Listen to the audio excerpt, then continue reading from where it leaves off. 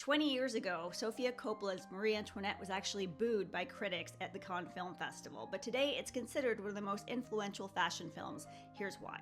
Personally, I loved this film then, I love it now. I love Sofia Coppola movies and her very unique vision, and the fact that she says she makes most films for her friends' enjoyment.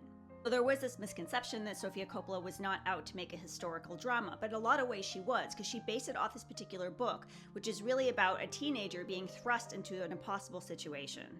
So while we all know the end to this story and the many bad decisions made by Marie Antoinette and her husband Louis XVI in France, this movie and the book really deals with those early years as a teenager, thrust into the royal spotlight and the scrutiny and the loneliness and pressure that came with it.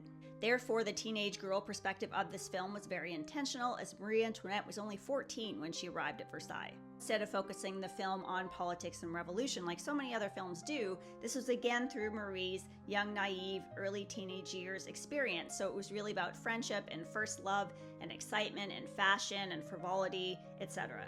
As a true Sofia Coppola muse, Kirsten Dunst stars as Marie Antoinette. This is one of 3 films that she's actually made with Sofia. The cast was quite a collection too. It had her cousin Jason Schwartzman, it had Molly Shannon, it had Rip Torn, Rose Byrne, and a very young Tom Hardy and Jamie Dornan.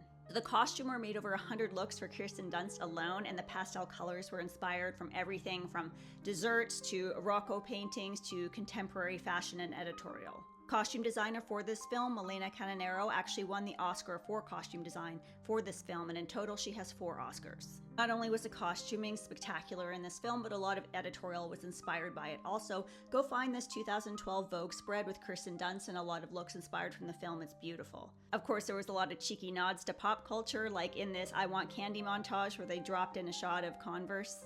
And this incredible soundtrack that was very current and included everything from New Order to The Cure to Susie and the Banshees. One of the biggest triumphs of this movie was the fact that they got to film at Versailles, which is almost unheard of.